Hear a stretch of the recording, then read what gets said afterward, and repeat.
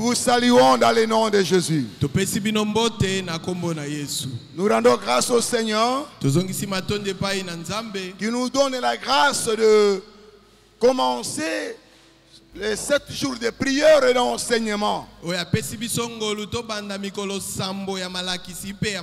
Bien-aimés, ces temps sont des bons moments de la contemplation de la gloire de Dieu.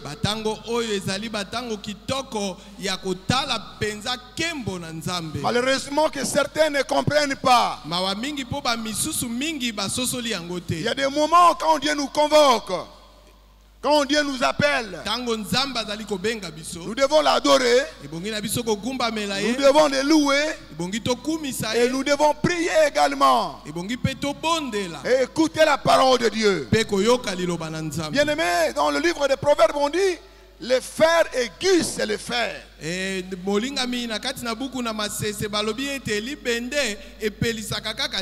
a des moments que nous pouvons nous aiguiser pour que nous soyons affermis dans la parole de Dieu et que nous puissions accomplir notre mission sur la terre. Nous avons choisi un thème merveilleux: bâtir sa vie sur le fondement de Jésus-Christ.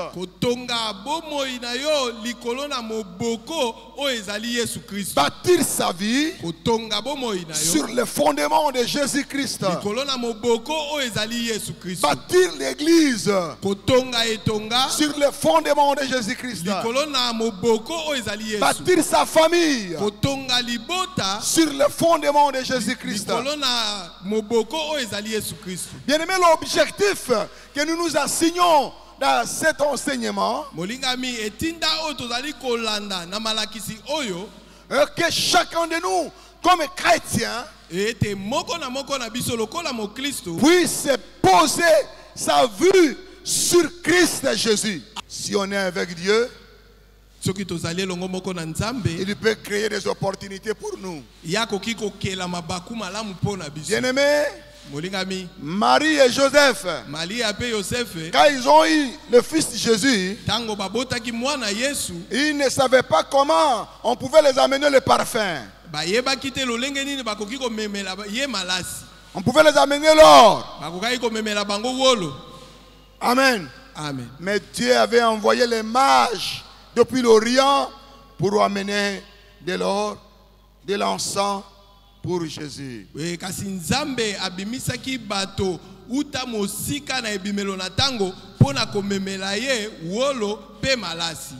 Cette œuvre, vous la bâtissez avec Jésus. Cette œuvre, vous la bâtissez avec Jésus. Le texte que nous allons introduire notre enseignement, c'est 1 Corinthiens chapitre 3 du verset 10 au verset 13 même jusqu'à 14.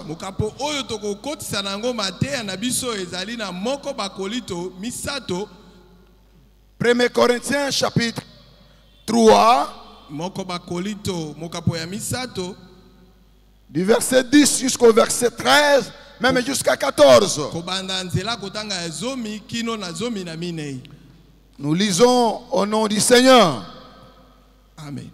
Amen. Selon la grâce de Dieu qui m'a été donnée, j'ai posé les fondements comme un sage architecte et un autre bâti dessus. Mais que chacun prenne garde à la manière dont il bâtit dessus, car personne ne peut poser un autre fondement que celui qui a été posé, savoir Jésus-Christ.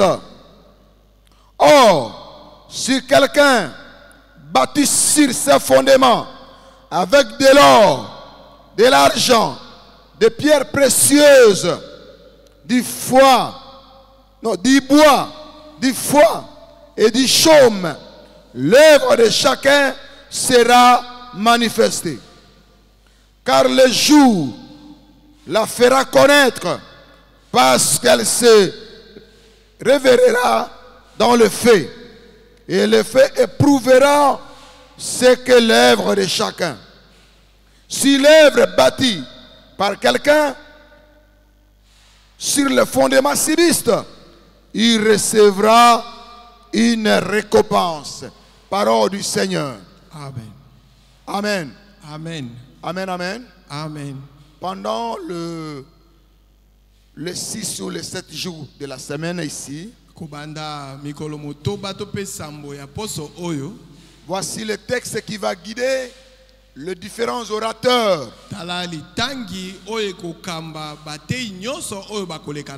Bien sûr qu'ils vont exploiter d'autres textes de la Bible pour captiver notre attention sur les thèmes que nous avons choisis. Qui est de bâtir sa vie chrétienne sur le fondement de Jésus-Christ.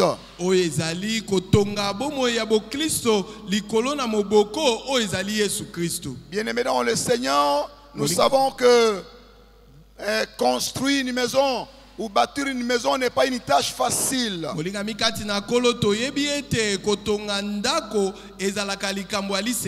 C'est un exercice difficile qui demande le temps, qui demande les moyens et qui demande de grands sacrifices. Alors, le verbe bâtir veut dire simplement élever sur, poser sur, établir sur, ou reposer sur quelque chose. Donc bâtir solide, ce qui nous sert d'appui, ce qui nous sert de soutien, ce qui peut aider les chrétiens à se poser sur. Pourquoi nous disons le nom de Jésus? Parce que sur la terre, nous avons plusieurs fondements, nous avons plusieurs fondations, mais en militant notre pensée sur le fondement de Jésus-Christ,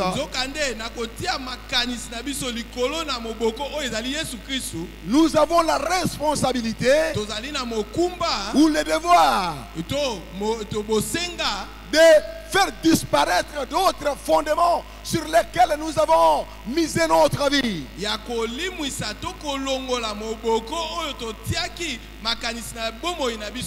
Nous avons la responsabilité de détruire ou de renverser d'autres fondements qui ne donnent pas la vie.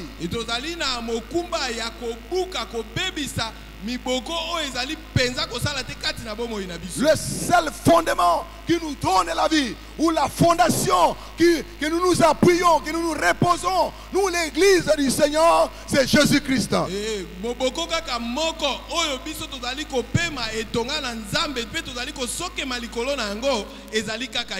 Si vous prenez la contextualisation de ce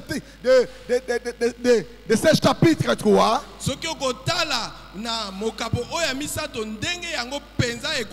l'apôtre Paul voulait décourager les croyants de Corinthe qui se reposaient sur les noms des gens, sur les individus.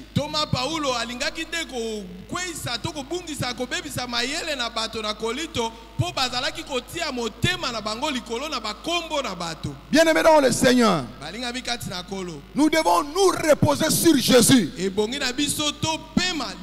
est notre source de force, de protection. Les gens ont des fondements, ont d'autres fondations qui les protègent. Soit une montagne, soit une rivière, soit une personne qui est vénérée. Mais nous, l'église, Nous devons nous reposer sur Jésus. Si vous lisez le verset 14, le verset 10, et le verset 15, et le verset 17 du même chapitre,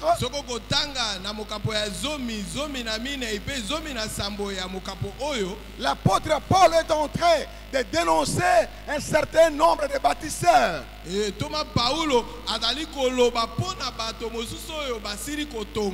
Le verset 14 nous dit les connaisseurs. Ceux qui possèdent la connaissance. Le verset 15 nous dit les imprudents. Les imprudents, ceux qui manquent de la sagesse. Et le verset 17 nous dit les destructeurs. Donc, l'histoire de se poser sur Jésus n'a pas commencé par Paul.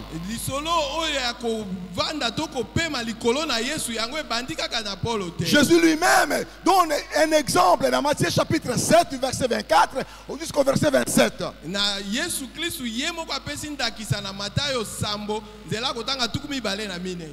Matthieu 7, 24 à 27.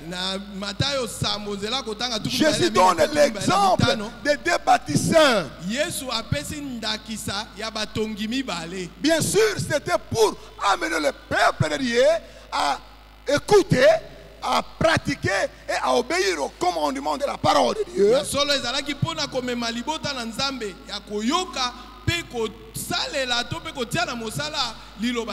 Mais dans ce texte-là, si vous le lisez très bien, vous allez comprendre qu'il y a deux bâtisseurs que Jésus illustre pour ceux qui mettent en pratique sa parole. Mais il dit quoi? Il y a eu quelqu'un qui a bâti sur les sables. Il a bâti sa maison sur les sables. Cette maison était bien construite apparemment.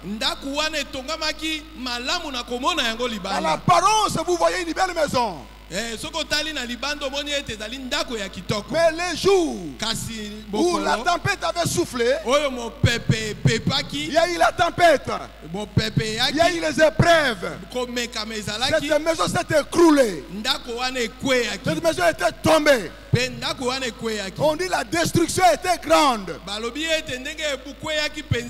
Ce qui veut nous dire quoi, bien-aimé dans le Seigneur? On ne construit pas la maison n'importe où et n'importe comment. Et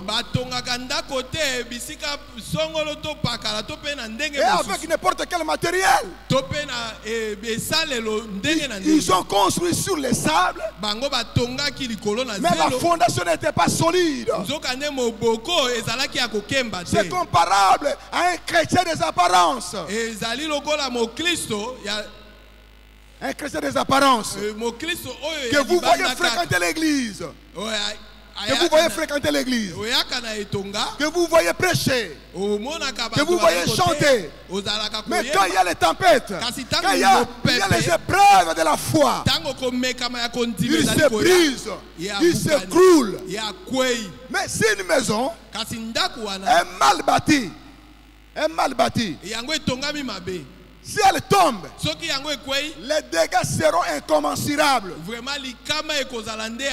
Parce que quand elle tombe, elle est fissurée, les tôles sont éparpillées, elle peut causer des dégâts collatéraux envers d'autres personnes.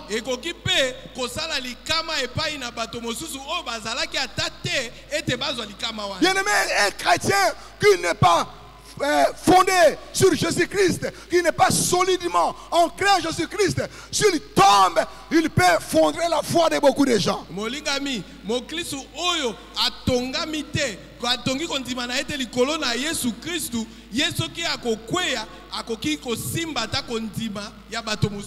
maison non solide est un dégât pour le quartier. Un dégât pour le quartier. Frère, viens ici. Il y a un problème. C'est le retour qui fait défaut. Passez de ce côté ici. Passez de ce côté. Une maison qui n'est pas bien bâtie, c'est un danger pour la société. Un chrétien qui n'est pas bien affermi en Jésus-Christ est un dégât pour la société.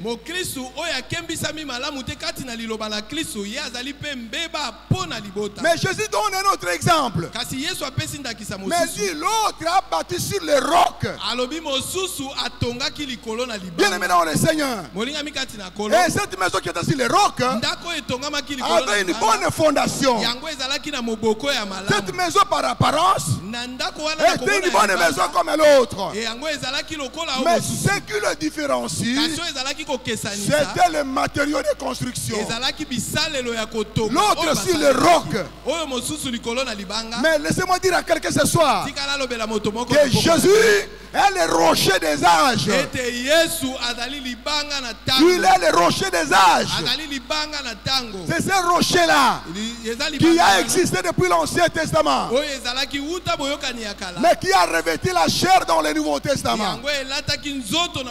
Cette maison sur les rocs, quand les tempêtes ont soufflé, quand il y a une inondation, la maison a résisté. Elle n'était pas tombée. Bien aimé dans le Seigneur, les chrétiens qui sont sur Jésus, qui se reposent sur la fondation de Jésus, il est dans l'église. Les épreuves viendront, les critiques viendront, les injures viendront, mais il est solidement fondé. Il ne quittera pas l'église parce qu'il est sur Jésus. Bien aimé dans le Seigneur, la foi pour s'affermir ne doit pas se reposer sur la religion, sur les pratiques, sur les rites, mais sur le logos révélé, la parole qui est Jésus, qui est le socle, qui est le fondement de l'église, dans laquelle Jésus dit à Pierre, sur cette pierre je bâtirai mon église.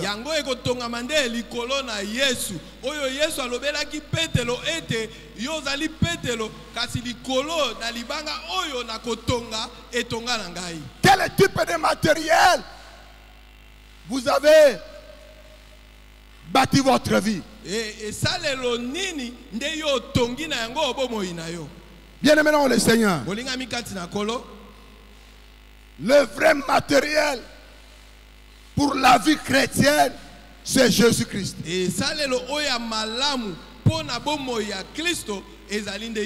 C'est pourquoi Jésus dit, personne ne peut poser un autre fondement.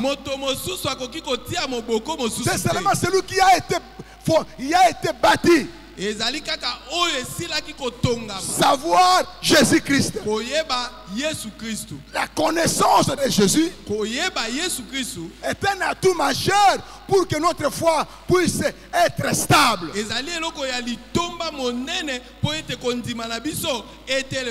Bien aimé dans le Seigneur, l'apôtre dit, parce qu'il y a plusieurs matériels. Il y a l'or, il y a l'argent, il y a les pierres précieuses, mais aussi il y a les bois, il y a le foin, il y a le chaume. Ces deux types de matériel sont des langages de métaphores.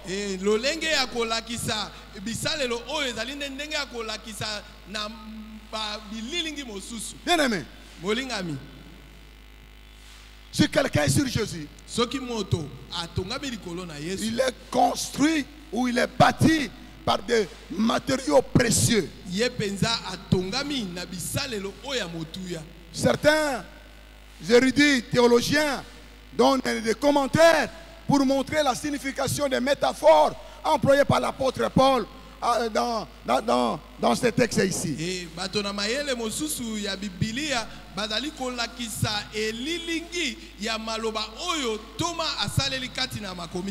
L'or, l'argent, pierres précieuses se rapportent aux chrétiens qui sont sur Jésus mais qui sont réellement nés de nouveau, nés de l'esprit.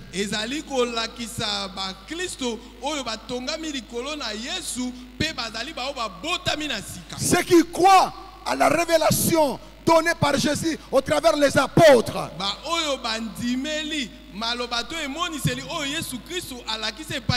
Ils font partie de l'église corps de Christ. Parce qu'ils sont des pierres vivantes. Ils sont taillés. Jésus leur a donné une forme convenable. Jésus les a arrangés. Et il les a placés sur la fondation. Lui-même est Jésus la fondation. La pierre angulaire. Les apôtres viennent, les prophètes et tous les saints viennent se poser dessus pour élever la maison de Dieu. C'est pourquoi dans Ephésiens chapitre 2, le verset 22,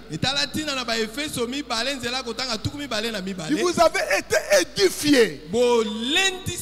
Édifiés Kotongama. Donc ici, ils sont posés sur l'enseignement de la parole de Dieu.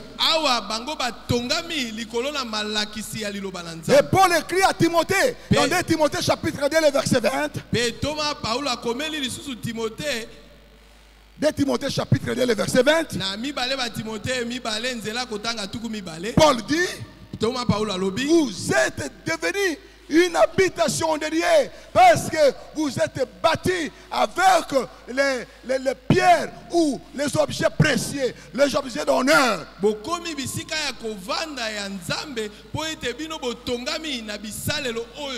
Bien aimé dans le Seigneur, pourquoi il y a des bruits dans l'église aujourd'hui? Parce qu'il y a certaines pierres qui n'ont pas la forme, qui ne sont pas bien taillées. Et ils n'ont pas réellement pris part sur la fondation qui est Jésus.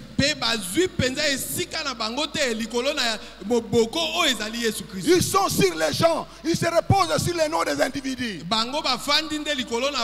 Oh, nous sommes des Paul, nous sommes des Apollo, nous sommes des Pierre. Non, bien aimé, c'est pourquoi il y a des bruits dans l'église. Parce qu'il y a les préférences des gens.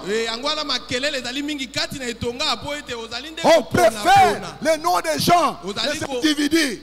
Bien aimé, les seuls noms que les croyants doivent préférer, doivent fonder sa vie, c'est le nom de Jésus de Nazareth.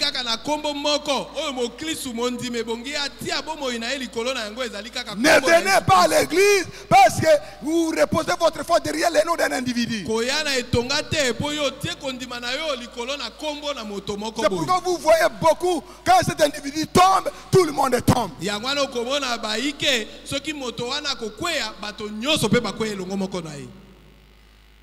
Et le bois, les foins et les chaumes désignent les personnes non régénérées dans l'église, les incroyants. Il y aura beaucoup d'éminents orateurs qui vont me succéder dans ces prétoires. Bien aimé dans le Seigneur, ici, c'est fondé sur Jésus, exige l'obéissance de la parole de Dieu.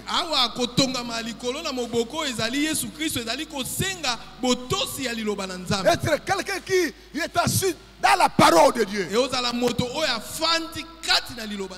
C'est pourquoi il est important que chacun de nous écoute la parole, que chacun de nous mette la parole de Dieu en pratique, vive au prescrit de la parole de Dieu.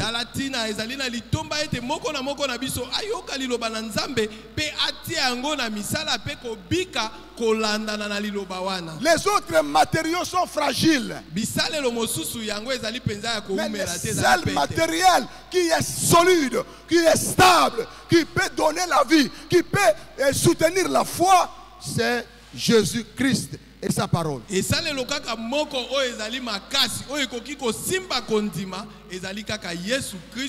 est le roc. Il est inébranlable. Mais les hommes tombent à tout moment, sont ébranlables. Pour ce soir, les sous-thèmes que je vais développer dans quelques 5 à 10 minutes seulement. Donc, bâtir sa vie chrétienne sur Jésus veut dire quoi? Le sous-thème de ce soir: avoir une vue de soumission absolue. Une vie de soumission absolue. Lisons les textes. Jean chapitre 6, verset 58. Jean 6, verset 58.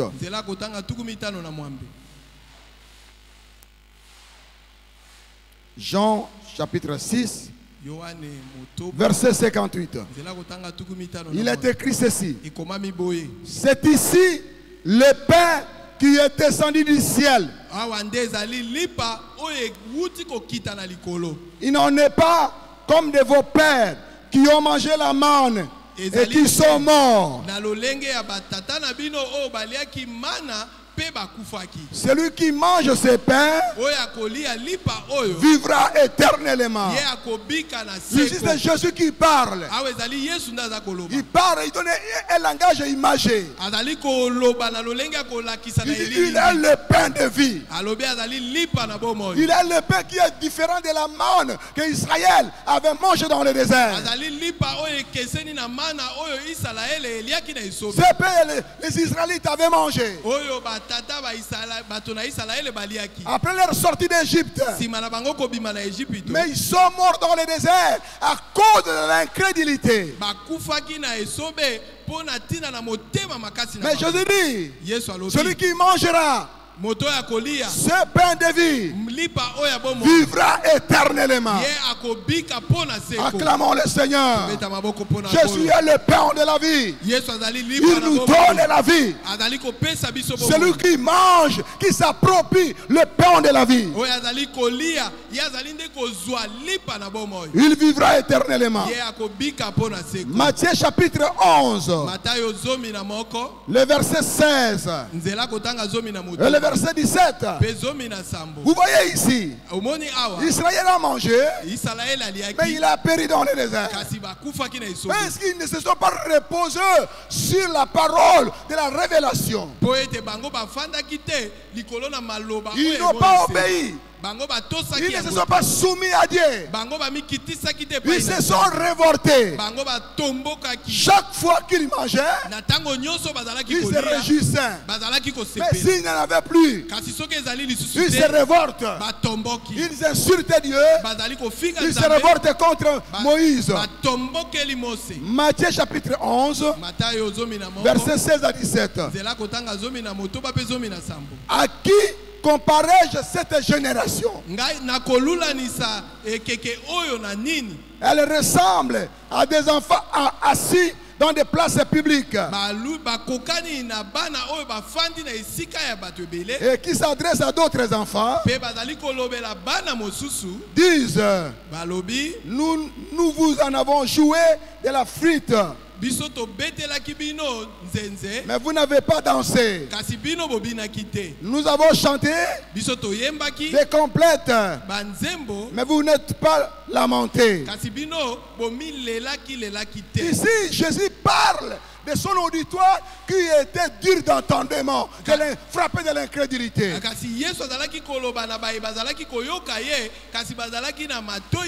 Ils écoutaient, mais ils ne se laissaient pas malayer ou malléable par la parole de Dieu.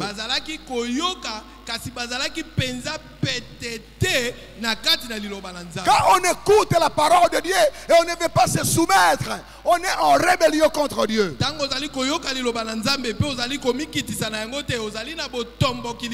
Quand Dieu parle, celui qui est réellement son enfant doit se soumettre. Il se soumet à la parole de Dieu. Il laisse la parole de Dieu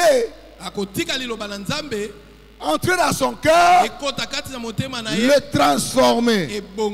Bien aimé, Matthieu chapitre 26, 36 à 39.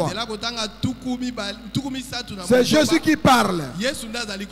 Il dit ceci: Et là-dessus, Jésus alla avec eux dans un lieu appelé Gethsemane.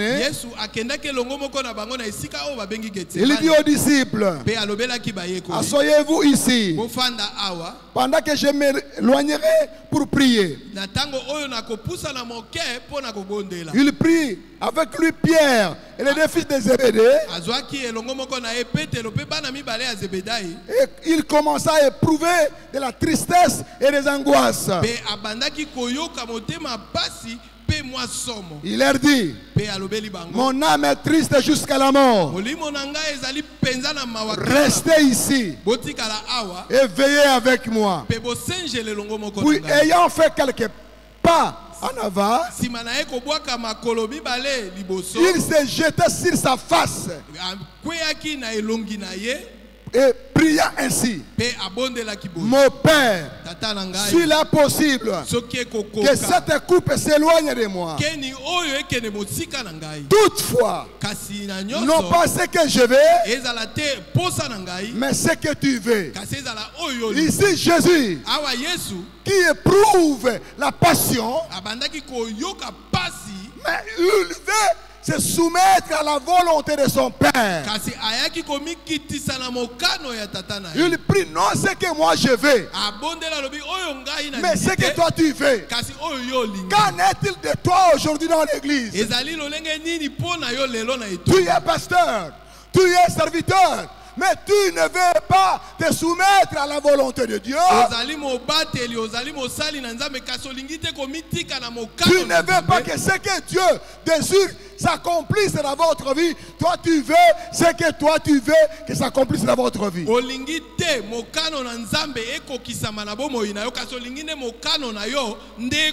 Bien aimé, se soumettre, hein, c'est se ranger sous l'autorité de quelqu'un.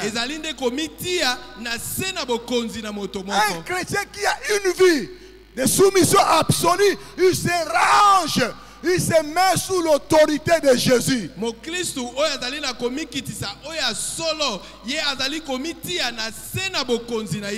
Il n'aimera pas que dans l'église, c'est seulement ce qu'il veut, puisse se faire. Non. Non, bien-aimé. Si on est né de nouveau, et que Jésus veut devenir votre fondement, aimez que la volonté de Dieu soit faite dans votre vie. Que la volonté de Dieu s'accomplisse. Se soumettre est une disposition à obéir. Jésus dit à son Père, il éprouve la tristesse, il sent les angoisses, mais il dit, Père, n'est pas ma volonté, seulement ce que toi tu veux. Fais-tu ce que Dieu veut pour toi? Il y a des gens qui viennent à l'église, qui veulent imposer ce qu'ils veulent. Oh, je suis serviteur. Tu es quel type de serviteur? Jésus est le serviteur de Dieu.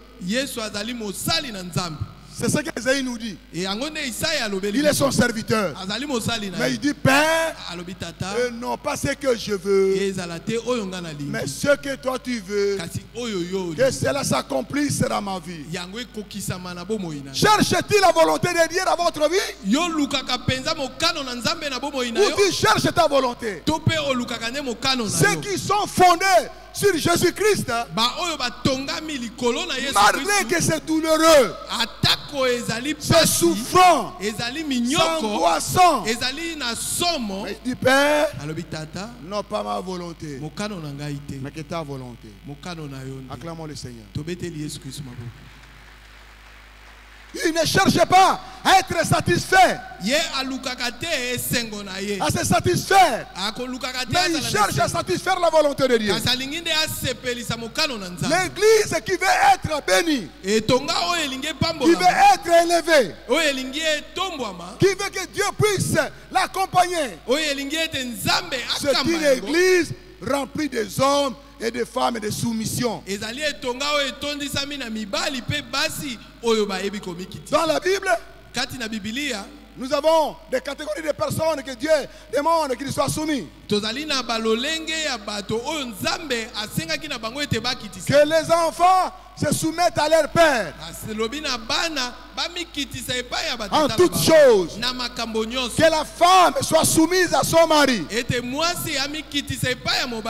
Le mot soumission en grec, hypotazo, cela décrit l'attitude de quelqu'un qui se met sous l'autorité de quelqu'un.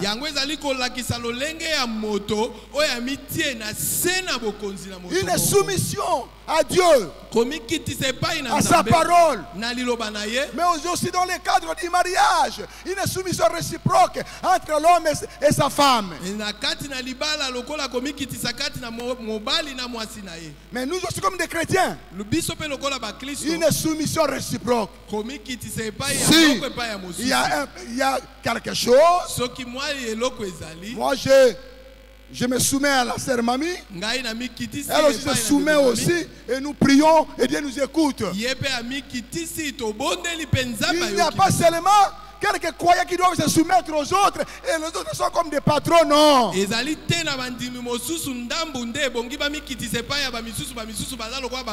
Ceux qui sont fondés sur Jésus sont des hommes de soumission. Ils cherchent la volonté de Dieu. C'est pourquoi on lisait le livre d'Apocalypse chapitre 11, le verset 15. L'apôtre Jean a eu la révélation dans l'île de Patmos qu'à la fin des temps, les nations ou les royaumes de la terre seront soumis à notre Seigneur et Sauveur Jésus-Christ. Acclamons la parole. Acclamons Jésus. Ils seront soumis. Les rois de la terre. Les royaumes de la terre. Bien-aimés, ceux qui cherchent les honneurs aujourd'hui, à la fin des temps, ils se soumettront devant Jésus. Toute l'église qui se veut l'église du Seigneur est une église remplie des hommes et des femmes soumis. Je le répète.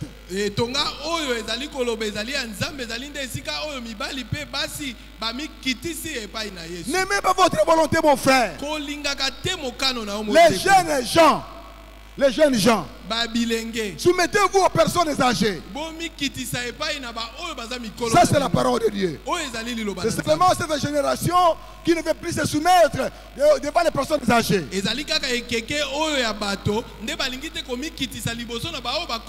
En 2015, Pasteur Innocent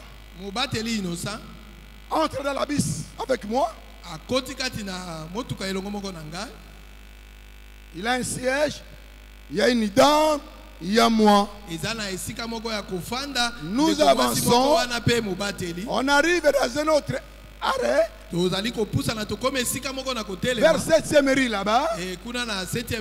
Une vieille femme entre. Et le pasteur Innocent voit cela. Il se lève. Il dit maman, viens t'asseoir ici. Écoutez une jeune femme qui était à côté. Tonto. Comme Isinga. Outimboka. Mais pourquoi? Mais au siège, la coco au siège, pourquoi? Parce que Ngana est pasteur. Oui, ça maman moboti nangai. Il ne va pas passer à Mikolo. Les jeunes gens aujourd'hui qui sont impolis, mal éduqués, même si une personne âgée vient, elle est là debout, il ne bouge pas. Il est dans son fauteuil.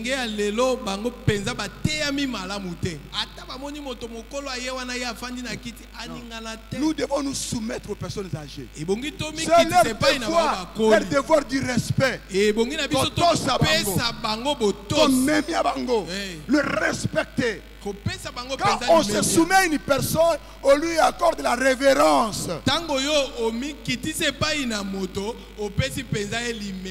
Bien-aimé, les esclaves doivent se soumettre auprès de leur maître.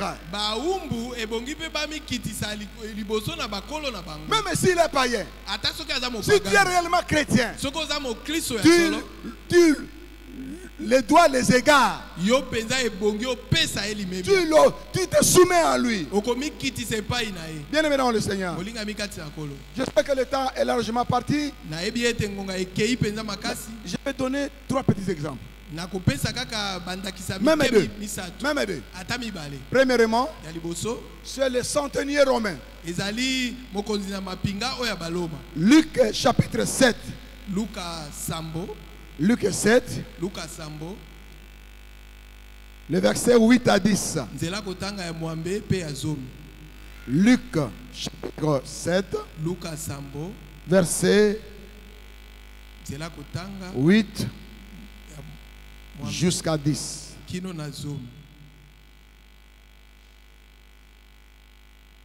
La Bible nous dit ceci. Car moi aussi, je suis un homme placé sous l'autorité d'autrui, ayant sous moi des soldats. J'ai dit allez, vent, et il vent. Et à un autre vient, et il vient. À mon esclave fait cela, et il le fait. Et Jésus, l'ayant entendu ces paroles, l'admirant, et se retournant vers la foule qui le suivait, il dit, je vous dis que je n'ai pas trouvé, même en Israël, une aussi grande foi.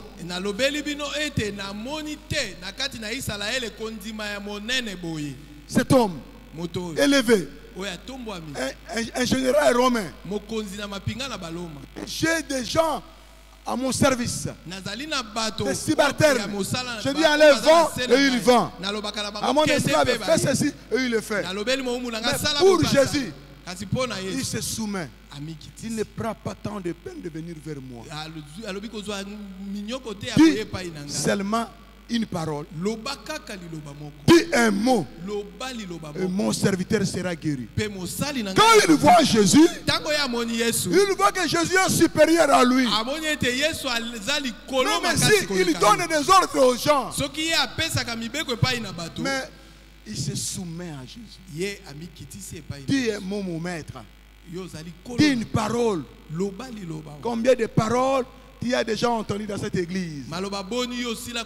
Combien de prédications? Mais tu ne te soumets jamais. Tu ne changes pas de comportement. Tu ne changes pas d'attitude. Bien aimé, ce soir, sois comme ces centeniers romains. Soumets-toi quand Jésus s'élève. Quand Jésus se présente. Quand Jésus parle. Nous devons recevoir la parole de Dieu avec beaucoup de force, beaucoup d'empressement dans notre cœur, et elle va nous transformer.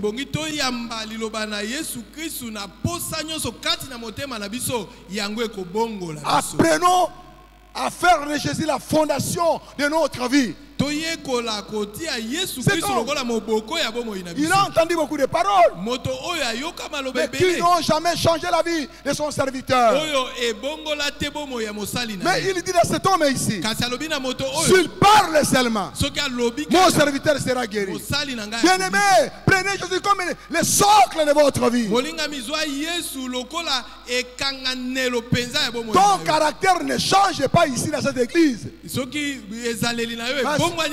Tu écoutes sans laisser faire pénétrer la parole de Dieu dans votre cœur. Tu restes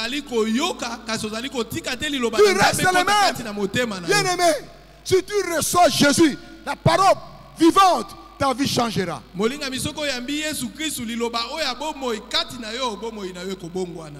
Le dernier exemple, le temps est parti. Luc chapitre 5, le verset 5. Pierre, toute la nuit, il a marché. Il avait des expériences. Mais il est rentré près de lui. Mais il rencontre Jésus. Laissez-moi dire à quelqu'un ce soir. La rencontre avec Jésus change la vie. Change ce que nous sommes. Change ce que nous étions.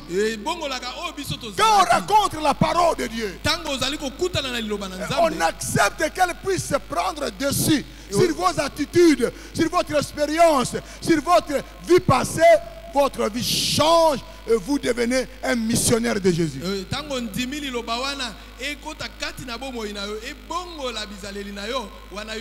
Pierre dit, Kyrios, Seigneur, sur ta parole, Seigneur, je jeterai le filet. Si c'était la parole d'une personne, il ne pouvait pas jeter le filet. Mais il accepte que sa vie soit accompagnée par la parole de Dieu. Ce qu'il fait comme travail soit accompagné par la parole de Dieu. Comme j'ai raconté cet homme ici, j'ai entendu des paroles. Il dit Seigneur. Le Seigneur, le mot Kyrios signifie un maître, un propriétaire. Est-ce que Jésus est-il votre maître? Il est votre Seigneur. Jésus conduit votre vie. Jésus conduit vos actes. Quand vous jetez le filet, quand vous marchez, Jésus est avec vous. Prenons Jésus comme la nouvelle fondation de notre vie dans tout ce que nous ferons.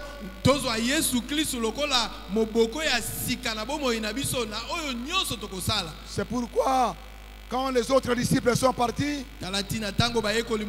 Jésus se retourne. Il dit, mais qu'entendez-vous? Partez. Partez vous aussi. Pierre dit, où irions-nous? Nous avons entendu, nous avons compris que toi, c'est celui qui a la parole de la vie éternelle. C'est toi le fondement. Si quelqu'un est fondé sur Jésus, même s'il y a des tempêtes qui souffrent dans l'église, il garde sa place. Il ne s'agite pas. Il n'entre pas dans le mouvement des masses. Pierre dit, où irions-nous encore? Tu as les paroles de la vie éternelle. Ayons une vie soumise à Jésus. Soumettons-nous sous l'autorité de Jésus. Et comme ça, Jésus nous conduira. Même si les tempêtes viendront, si nous tombons, il va nous relever. Que le Seigneur nous bénisse.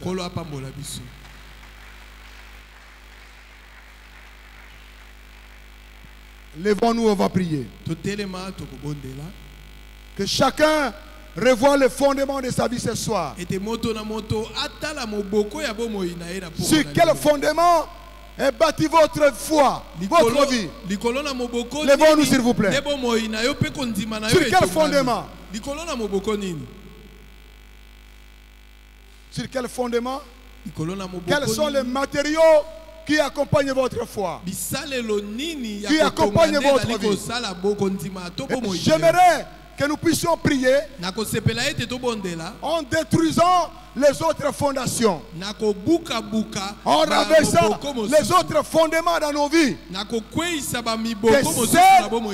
La fondation de Jésus reste comme source de foi, source d'appui dans notre vie. Chacun va prier, va lever la main.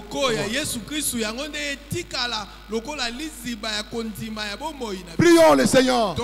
Priez bien-aimés. Priez le Seigneur. Reposez-vous sur Jésus. Mettez votre vie sur Jésus. Mettez votre foi sur Jésus. Que Jésus soit la fondation de votre vie. Une force, une source d'appui. Priez le Seigneur et détruisez les autres sources de fondation. Alléluia.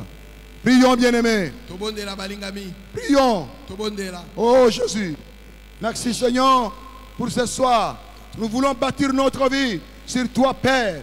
Nous voulons nous poser sur toi, oh Dieu, et non sur les gens. Nous voulons nous poser sur Jésus. Que notre vie est comme source de Jésus. Oh Père, merci. Nous te rendons grâce. Alléluia.